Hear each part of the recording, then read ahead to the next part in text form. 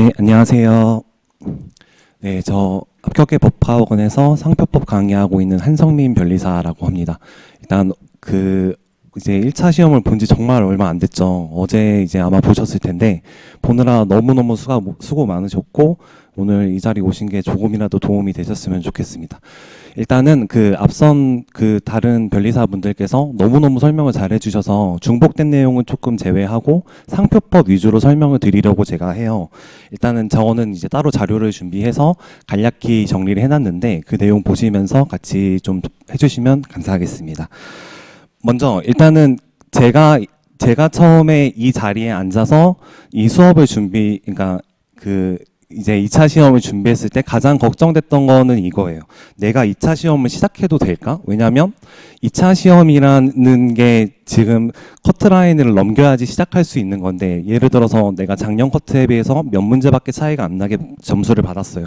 그러면 시작해도 될지가 일단 처음에 의문이 생깁니다. 근데 저는 일단 개인적으로 말씀드리고 싶은 거는 본인이 이 시험에 뜻이 있으시고 최종적으로 붙어서 나가고 싶다라는 확신이 드셔서 시작을 하셨다고 한다면 일단은 2차 시험을 지금 시작하시는 게 맞다고 생각을 해요. 공부를 시작을 하셔서 아까 말씀해 주셨다시피 혹시 이 시험에 지금 1차 시험에 떨어져서 아깝게 떨어지더라도 내년에 1차 시험을 고득점으로 합격하고 내년에 부진전 동차로 나갈 수 있게 준비하시는 게 맞다고 생각을 합니다. 그래서 본인이 많이 부족해서 떨어졌을 수도 있고 약간의 부족함이 있어서 떨어졌을 수도 있고 운이 좋아서 붙을 수도 있어요. 근데 그거는 그냥 올해니까 MBTI 해보면은 T라고 하잖아요. 저도 완전 T인데 딱 감정 절제하시고 나 오늘 이번에 붙든 말든 상관없이 3월 진짜 2월에 남은 시간과 3월에 남은 시간을 불태워서 보내겠다라는 생각을 가지시고 민소법 하시고 상표법 하시고 혹시라도 떨어진다고 해도 내가 이번에 붙었다고 생각하고 그냥 GS까지 해보시는 거를 정말 강력하게 추천을 드리는 바입니다. 제가 해봤으니까 이렇게 말씀을 드리는 거예요. 그리고 일단은 그러면은 상표법의 특성에 대해서 좀 말씀을 드리려고 해요. 민소법이랑 특허법이 있고 이제 주요 과목 중에 마지막 과목이 상표법인데 그 과목이 다른 과목과는 조금 차이점이 있어요. 그래서 제가 그거를 설명을 드리려고 합니다. 자, 제일 먼저 이제 2차 시험의 베이스로서 생각하셔야 되는 게 뭐냐면 교수님들이 원하는 인재상이 뭘까를 생각을 해주셔야 돼요. 제가 2차 시험 채점할 때마다 그리고 이제 수업에서 다른 분들 상담해 드릴 때마다 항상 말씀드리는 건데 지금 여기서 왜 우리가 2차 시험을 논술형으로 보고 있는지 조금 고민해 보라고 말씀을 드려요. 왜냐하면 1차 시험으로 객관식으로 할 수 있어서 이거를 충분히 이제 객관식 선지만 잘 모르는 사람으로 변리사를 뽑을 수 있다면 굉장히 객관적이고 빠르게 그리고 공정성에 대한 시비 없이 합격생을 고를 수 있음에도 불구하고 2차 시험은 계속 논술형으로 보고 있는 것을 이게 사법시험이든 변리사 시험이든 하고 있단 말이에요. 근데 그 이유가 뭐냐면 법학적인 법리에 있어서 사실관계가 있을 때 그것을 법률 서류를 대신해서 작성해주는 직업 자체가 변리사이기 때문이에요. 그러니까 여러분이 합격해서 하시는 일 자체가 저는 지금 3년차 변리사인데 특허청에 법률 서류를 대신해서 작성해주는 일을 하는 직업입니다. 그래서 그런 서류를 작성할 수 있는 논술 능력을 시험하려고 2차 시험에서 논술 시험을 보는 거라고 생각을 하시면 돼요. 그래서 항상 글을 쓰실 때는 이거는 공통적인 거긴 한데 깔끔하고 모순이 없도록 논리적 글을 서술해 나가는 능력을 보여줘야 합니다. 그렇기 때문에 이게 논술형 시험을 보는 거라고 생각을 해주시면 돼요. 자, 그러면 상표법에서 논리적인 글을 쓰기 위해서는 상표법이 어떤 특성을 가지고 있는지를 좀 생각을 봐야 되겠죠. 이번 상표법 시험에 맞춰서. 그러면은 가장 먼저 드리고 싶은 설명은 뭐냐면 일단은 상표법은 민소법이나 특허법보다 양이 훨씬 적어요. 그래서 제가 대충 비율적으로 설명을 드린다라고 해보면 민소법이 전체 양이 2라고 하면 특허법이 전체 양이 한 1에서 1.5 정도 되고 상표법이 한 0.75에서 한 1 정도 되는 것 같아요. 그럼 여기서 저희가 말씀드릴 수 있는 게 뭐냐면 자, 그 산업인력공단에서 문제를 출제를 할 때 교수님들한테 5년 정도 기출문제는 주면서 너무 중복되는 내용은 없게 출제해달라고 따로 부탁을 드린다라고 해요. 그러면 5년 정도 기출문제에서 나왔던 중요 내용들을 배제를 해봤을 때 아직 나오지 않았지만 시험에서 물어보기 괜찮은 스타일의 논점이고, 그리고 그 설명, 그 이제 평가를 해봤을 때 그 이제 잘 알고 있는 사람과 모르는 사람을 가릴 만한 스타일의 문제라면 나올 수 있겠죠. 근데 그게 5년 이내에 안 나왔어야 돼요. 그런데 상표법 같은 경우에는 특징이 뭐냐면 그런 것들을 빼고 나오면은 나머지 부분에서 생각보다 분량이 그렇게까지 많지가 않아요. 그래서 그 상표법을 잘 쓰시려면 약간 좁혀서 공부하시는 게 조금 필요합니다. 그러니까 예를 들어서 재작년에 데이터 팩토리 판례가 출제가 된 다음에 또 그 다음 해에 데이터 팩토리 판례가 유사 판단이 나왔어요. 그러면 이 다음 해 5년 정도 내에는 데이터 팩토리 판례가 나올 수는 있겠지만, 사례용으로 변형해서 나올 수는 있겠지만 다시 유사 판단을 또 물어보기에는 출제자 입장에서 부담이 있을 수밖에 없다라는 생각을 조금 하셔야 돼요. 그래서 그런 거를 선별해서 이제 GS 같은 거를 강의를 할 때 제외하고 나온 문제들이 이제 그 수업을 하는 내용이란 말이에요. 그러면 그것들을 좀 비중을 두어서 공부를 해주시면은 아무래도 동차임에도 불구하고 조금 고득점을 받으실 수 있다고 생각을 합니다. 자, 이제 두 번째가 뭐냐면 대법원 판례의 중요 법리가 출제가 된다는 거예요. 아까 설명을 해주셨지만 타 과목이랑 조금 차이가 있는 부분 중에 하나가 뭐냐면 상표법 같은 경우에 지금까지 역사적으로 하급심 판례를 물어본 적이 단 한 번도 없어요. 그래서 그 생각을 해주실 때 강사가 대법원 판례에서 이런 판례들이 있었는데 이거 나왔고 이거는 아직 중요함에도 불구하고 나오지 않았다. 논의가 충분히 정리됐음에도 불구하고 나오지 않았다라고 얘기를 해준다면 중요한 거니까 좀 잘 알아두셔야 되는 경우가 많습니다. 자, 그리고 이것도 이제 굉장히 제가 강조해서 설명드리고 싶은 것 중 하나인데, 자, 이제 저는 그 삼성 디스플레이에서 이제 특허 출원을 대리하고 있는데, 그러니까 그 특허법을 예를 들어서, 그러니까 이걸 예를 들어서 설명을 드릴게요. 민사소송법에 관련돼 가지고 예를 들어서 사안포섭을 물어본다라고 하면 민법적 지식을 직접적으로 많이 물어보기에는 출제자 입장에서 부담이 있을 수밖에 없어요. 왜냐하면 저희가 민사법을 보는 게 아니고 2차 시험에서 민사소송법을 보는 거기 때문이에요. 그리고 특허법도 마찬가지로 실제로는 저희가 삼성전자 대리를 하고 삼성 디스플레이 대리를 하고 뭐 LG 뭐 엔소를 대리하고 이렇게 하면은 진짜 기술적 내용들을 대리를 해야 됨에도 불구하고 실제 시험에서는 그런 내용을 낼 수가 없어요. 왜냐하면 그것을 간단한 내용으로 치환하지 못하면 그러니까 뭐 연필을 낸다든가 아니면은 X1, X2 이런 구성으로 치환하지 않는다면 내가 알고 있는 배경 지식이 이 특허법이라는 과목에 그 점수 반영이 되어버리는 일이 발생하겠죠. 그렇기 때문에 그게 부담이 있을 수밖에 없는데 상표법을 근데 해보시면 그 판례에 나왔던 표장이 그대로 나옵니다. 예를 들어서 토마틸로라 그러면 토마틸로 이렇게 되어 있는 표장이 그대로 나올 수가 있는 거예요. 그래서 이거를 어떻게 접근하셨으면 좋겠냐면 다른 과목과 다르게 절차적인 것뿐만이 아니고 실체적인 내용에 대해서도 물어볼 수 있는 과목이 상표법이구나. 이거를 좀 아셔야 됩니다. 그러면 그 다음엔 또 아셔야 되는 게 뭐냐면 특히 상표법의 경우에는 단원점 문제가 많아요. 그게 왜 그런 거냐면 특허법은 이제 저 실무를 해보시면 거절 이유 통지가 나오는 게 29조 1항 2항 아니면은 42조 3항 4항밖에 안 나옵니다. 근데 이 상표법 같은 경우에는 어떤 것을 출원을 했을 때 33조 1항 1호부터 7호까지도 다 문제가 될 수 있고 34조 1항 1호부터 21호까지도 문제가 될 수 있으며 사용 의사까지도 문제가 될 수 있어요. 그러니까 하나의 사실관계에 얽혀 있는 법적 쟁점이 굉장히 많을 수가 있다라는 거예요. 그렇기 때문에 어떤 것을 물어봤을 때 등록 요건에 관해서 이걸 검토하라는 문제가 굉장히 많이 나오고 있어서 내가 딱 봤을 때 전체 사실관계를 스캔할 수 있는 능력이 있으셔야 됩니다. 그러면 이런 거는 좀 어떻게 연습하셔야 되는 거냐면 수학 문제 많이 풀어보셨잖아요.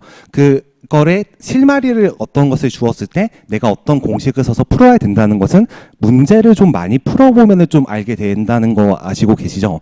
그런 것과 같이 좀 접근을 해주시면 좋습니다. 그래서 밑에 또 말씀을 아까 드렸던 거지만 사안포섭에 방점을 둔 문제가 출제된다는 거, 이거를 이제 설명을 드립니다.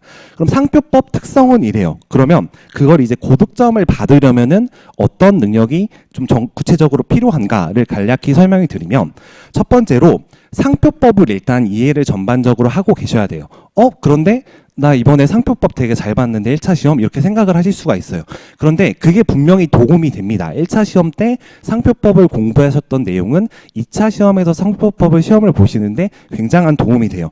근데 그렇다고 하더라도 약간은 더 정리를 하셔야 되고, 그거는 이제 2차 기본서를 통해서 그리고 기본 강의를 통해서 정리를 해주시면 됩니다. 자, 그리고 이제 두 번째로 가장 제가 강조하고 싶은 건데, 판례 현출 능력이 굉장히 중요하다라고 알고 계시면 돼요. 자, 그게 왜 그런 거냐면 그 어떤 내용을 법리를 쓰고 그거에 대한 사안 포섭을 할 때 내가 사안 포섭을 하는 거는 어떻게 하는 거냐면 내가 써놓은 법리를 보면서 하는 거예요. 예를 들어서 토마틸로 판례를 생각을 해본다면 지정 상품의 원재료로서 현재로서 사용되고 있거나 원재료로 사용되는 것으로 수용자가 인식하는 경우에 본호에 해당한다라고 되어 있어요. 그러면 원재료로서 사용하는 것으로 현실로 사용되고 있거나 사용되는 것으로 인식되기만 해도 된다는 거예요. 그러면 사실관계에 적용을 해서 그거를 판단을 할 때는 이거에 해당하는지 아니면 이거에 해당하는 건지를 논리적으로 두 번 검토해야 되는 과정을 거치게 돼요. 근데 이거를 문구를 제대로 외우시지 않고 그 뭉뚱그려 외우셨다라고 하면 포섭을 해서 판단을 하실 때도 이거의 논리 과정을 놓치시는 경우가 굉장히 많아요. 그렇기 때문에 판례를 잘 외워서 현출할 수 있는 능력을 가지고 계셔야 되고 그거에 따라서 사안 포섭을 하셔야 된다라고 좀 생각을 해주시면 됩니다. 그러면 판례를 외우라고 하는데 그 조사까지 다 외워야 되나요? 이런 질문 정말 많이 받는데, 일단은 판례를 외우는 대부분의 수험생의 방법은 크게는 좀 두 가지가 있는 것 같아요. 첫 번째가 많이 들어보셨겠지만 키워드로 외우는 방법이 있고 좀 두 문자로 외우는 방법이 있습니다. 그래서 그 이제 키워드로 외우는 방법을 해보시면은 그 키워드를 중심으로 외우시고 논리를 이렇게 따라서 써보시는 연습을 하는 거예요. 예를 들어서 지정 상품의 원재료로서 현실로 사용되고 있다라는 현실로 사용이라는 키워드를 외우시고 원재료로 사용되는 것으로 수요자가 인식되고 있다는 키워드를 외우셔가지고 현실로 사용, 수요자가 인식이라는 키워드를 외운 다음에 이 중간되는 말들을 외우시는 방법으로 접근을 하셔도 괜찮은 거예요. 근데 저 같은 경우에는 어떤 방법이 좀 더 맞았냐면 이거를 지정 상품의 원재료로서 현실로 사용하고 있거나 원재료로서 사용하고 있는 것으로 수요자가 인식하고 있는 것이라고 해가지고 두 문자를 떼서 외우는 게 조금 더 도움이 많이 됐던 것 같습니다. 그래서 깨알 홍보를 해보자면 저는 모든 교재랑 모든 프린트에서 다 두 문자를 따드리고 있어요. 모든 교재에 일관되게. 그래서 좀 이게 동차분들도 도움 많이 받으시라고 그렇게 자료를 드리고 있습니다. 자, 그리고 한 가지 이것도 전체 과목에 공통되는 건데 어떤 것을 외우실 때 아까 민소법은 이만큼 두껍고 특허법도 이만큼 두껍잖아요. 그러면 상표법도 마찬가지인데 어떤 걸 외우실 때는 반드시 좁혀서 확실히 외우시고 그 다음에 살을 붙여서 외우시는 걸 하셔야 돼요. 그러니까 예를 들어서 방금 제가 어떤 걸 말씀드렸죠? 토마틸로 판례에서 두 가지 논리가 있다라고 말씀을 드렸어요. 원재료로서 현실로 사용되고 있거나 사용되는 것으로 수요자가 인식하고 있는 경우라고. 그러면은 이 앞에 있는 말들을 정확하게 현출을 못한다고 하더라도 현실로 사용되고 있는 거랑 인식되고 있는 거를 기준으로 한다는 그 말 자체는 처음에 해독할 때도 어느 정도 외워 놓으셔야 틀이 잡히는 거예요. 이거 이해되시죠? 그러니까 한 번만 더 말씀드리면 처음에 이 전체 문장을 다 외우려고 하면 못 외우고 어느 게 중요한지도 다 모호해지기 때문에 지식 수준이 다 이렇게 돼요. 그런데 약간 선별을 하시면서 공부를 하신다라고 하면 어느 부분은 잘 외웠기 때문에 뭐라도 쓸 수 있어요. 이거 이해되시죠? 그런 다음에 이 범위를 넓혀가시는 식으로 좀 집중을 해서 공부를 하시면 좀 능력적으로 좋다라고 설명을 드립니다. 자, 그 다음에 최소 한 권 이상의 답안을 작성하는 능력이라고 좀 말씀을 드리고 싶어요.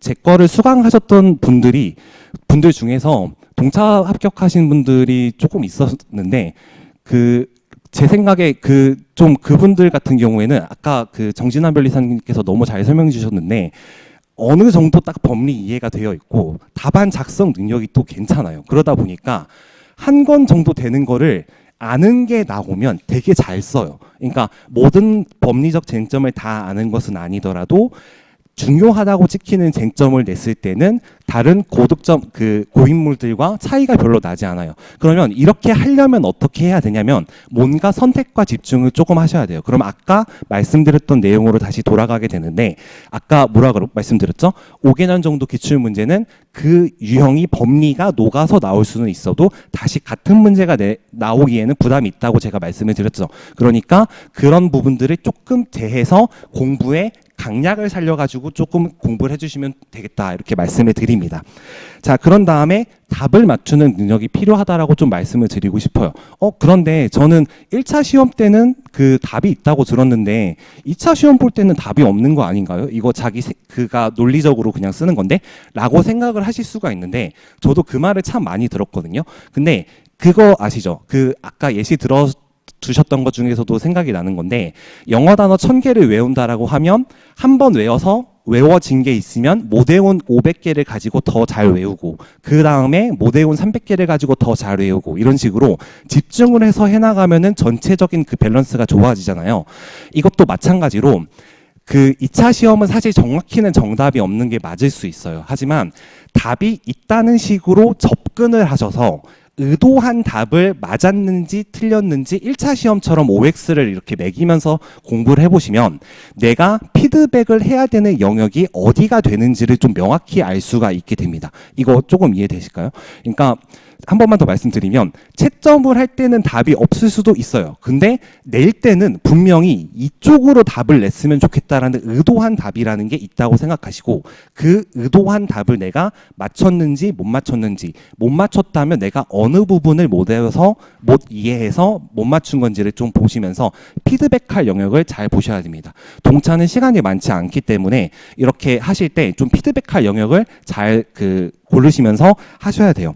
자, 그 다음에 보는 게 2시간을 분배하는 능력이에요. 아직 2시간 동안 시험을 보신 적이 없을 수가 있는데 굉장히 이제 부담되는 시간이거든요. 왜냐면 2시간이라는 시간 동안 16페이지, 저는 답안을 거의 한 20페이지는 썼던 것 같은데 A4 용지로 거의 한 10장 양면으로 되는 것을 다 채워 나가려면 굉장히 시간이 빡빡해요. 근데 그것을 4번까지 풀면서도 시간이 오버되지 않게 분배하는 능력이 필요합니다. 근데 이거는 제가 말로 설명드리면은 어떻게 체득이 안 되는 부분이라고 생각이 들어요. 그렇기 때문에 기초 GS라는 수업을 듣게 되면 처음에 1시간에 2문제 쓰는 걸로 해가지고 작은 시간 단위로서 분배하는 연습을 먼저 해보게 되고 실전 GS라는 수업을 듣게 되면 2시간 동안 4문제를 쓰는 그 분배 능력을 시험해 보게 됩니다. 그러니까 이런 식으로 이렇게 본인이 직접 써보시면서 그 능력을 기르시면 돼요.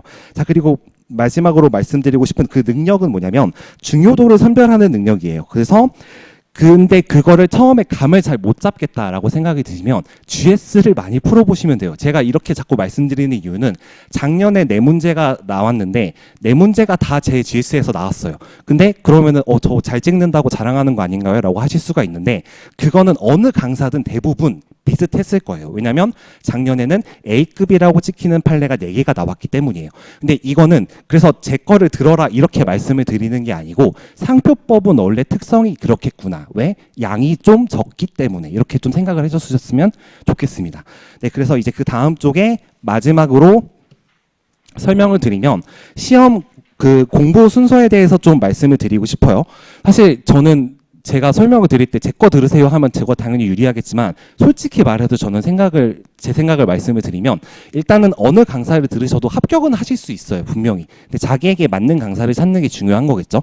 근데 그 중에서도 처음에 동차에서 어떤 그 강사님을 골랐으면 믿고서 하나로서 밀고 쭉 나가셔야 돼요. 왜냐하면 판례를 똑같이 줄여서 써놓다고 하더라도 그 교재에서 일관되게 계속 똑같은 표현으로 쓰고 있으면 그 기본서를 볼 때, 판례집을 볼 때, 사례집을 볼 때, GS를 볼 때 계속 일관된 표현으로 똑같이 공부를 할 수 있으니까 누적된 효과가 나와요. 근데 그거를 그렇게 하지 못하시고 공부를 하시다 보면은 별로 효과가 좋지 않다고 생각이 되기 때문에 어느 강사를 들으셔도 이거는 하나를 좀 잘 믿고 따라가셨으면 좋겠다. 이렇게 말씀을 드립니다. 자, 마지막으로 동차 과정에서 주의할 점만 간략하게 말씀을 드릴게요. 상표법 과목은 이건 정말 명심하셔야 됩니다. 법리에 대한 이해와 적용을 묻는 시험입니다. 그러니까 수험 적합적이게 충분히 문구를 이해하고 그 문구를 적용하는 연습을 하셔야 됩니다. 그리고 2차 시험도 아까 말씀드렸다시피 피드백의 영역을 분명히 하기 위해서 답이 있다고 생각해 주시는 게 좋습니다. 그리고 이것도 중요한데 1차 시험처럼 계속 눈에 바르시면 안 돼요. 왜냐하면 아까 다른 분들도 너무 설명 잘 해주셨지만 인도하는 시험이지만 이 시험은 아웃을 보는 시험이에요. 왜냐하면 특허청에 법률 서류 대신 내주는 사람을 뽑는 시험이기 때문에. 그리고 기본서로만 외우면 좋지 않습니다. 자, 이건 무슨 말이냐면 외울 때 그러니까 기본서로 외우고 객관식으로는 문제를 푼다 이런 식으로 접근하셨을 수 있는데 이제 2차 시험을 할 때도 그렇게 하시게 되면은 외우는 시간만 있고 다른 거를 할 때는 머릿속에 넣지를 못해요. 근데 그렇게 접근하시기보다는 기본서로 외울 때도 좀 깔끔하게 잘 외워주고 수업을 들을 때도 강사가 말하는 것 중에서 키워드라도 외워주고 방금 제가 뭐라 그랬었죠? 원재료로서 현실로 사용되고 있거나 수요자가 인식하는 거. 그러니까 오늘 전체 문장은 기억하지 못하더라도 방금 그 키워드 2개는 암기를 하시는 거예요. 이거 이해되시죠? 그러면은 나중에 이게 기억이 난단 말이에요. 그래서 아무튼 그게 암기 자료든 GS 수업이든 아니면은 사례집이든 뭐든 좋으니까 항상 암기하는 자세를 갖고 좀 접근하면 좋다 이렇게 말씀을 드립니다. 그 다음에 암기 순서는 뭐냐면 기본 법리 판례부터 A급, B급, C급을 둬야 돼요. 자, 이거는 무슨 말씀을 드리고 싶은 거냐면 제가 이제 기본서가 한 300페이지 되는 자료가 있어요. 그런데 거기에서 시험 문제에 자주 나오는 거는 한 GS를 8세트를 돌려봤을 때 10번도 넘게 나오는 문장이 있고 8세트를 돌렸을 때 한 번 나올까 말까 한 문장이 있습니다. 이거 이해되시죠? 그러니까 문장을 외운다는 건 수험생에게 굉장히 큰 부담이에요. 그렇기 때문에 그 모든 문장을 다 외워야 된다라는 것은 뭐 틀린 말은 아니겠지만 어떤 문장은 세밀하게 잘 외워야 되고 어떤 문장은 덜 세밀하게 외워야 돼요. 그러니까 지식이 그 모든 지식이 다 이렇게 고점을 찍을 수가 없기 때문에 이게 나올 만한 거를 좀 강하게 해야 된다라고 말씀을 드리는 거예요. 그래서 저 말고도 이렇게 하시는 분들이 좀 있을 텐데 기본서를 보시되 보조교재를 보시면 조금 좋을 수 있어요. 자, 이게 무슨 말이냐면 그 기본서로 전체적인 내용을 회독을 하면서 그 사이사이에 자주 쓰이는 문구들만 따로 모인 자료를 회독해서 보시면 좀 좋을 수가 있어요. 그래서 저는 PDF 파일로 80에서 90페이지 정도 되는 암기, 자주 쓰이는 것만 따로 만들어서 드리고 있어요. 그러면 기본서 한번 돌리고 암기 자료 한번 돌리고 기본서 한번 돌리고 암기 자료 한번 돌리고 이렇게 하면은 전체적인 내용은 어느 정도 알고 있지만 중요한 내용은 되게 세밀하게 현출할 수 있을 거 아니에요. 그래서 이렇게 이원화를 좀 하고 있으니까 이거는 제 거를 안 들으셔도 다른 강사분 거를 들으셔도 이 자료는 무료니까 다운로드 받으셔서 활용을 하시면 되겠습니다. 그러니까 이런 식으로 강약을 좀 조절을 잘 해주세요.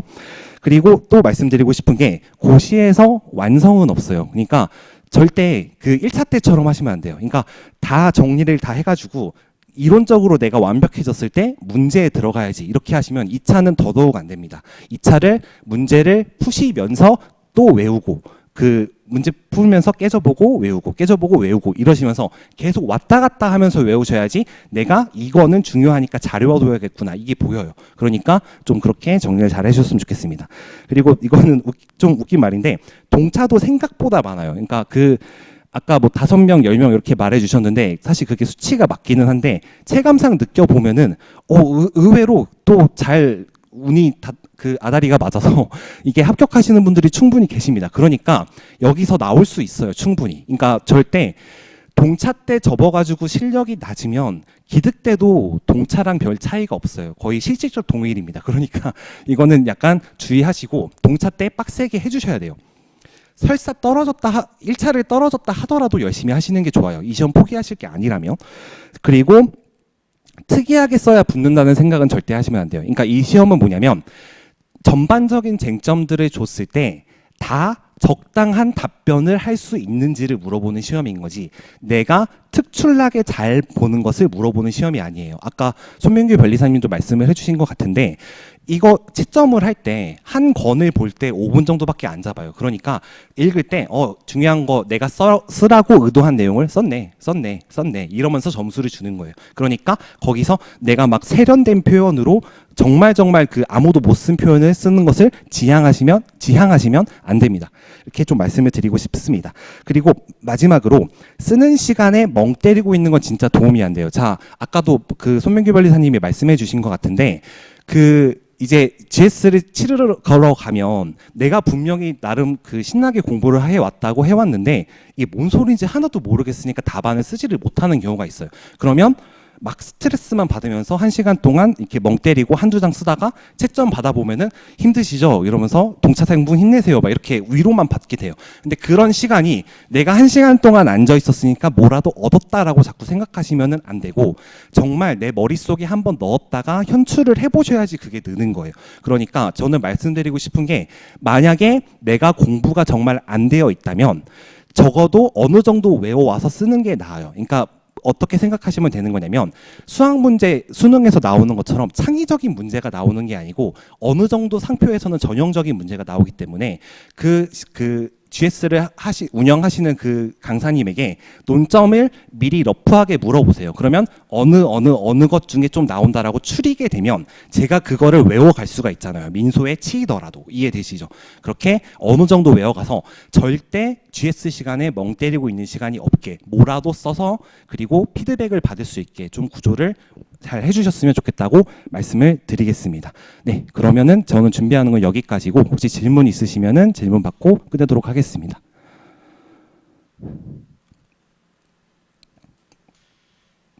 네, 질문 없으시면 여기까지 하도록 하겠습니다. 네, 감사합니다.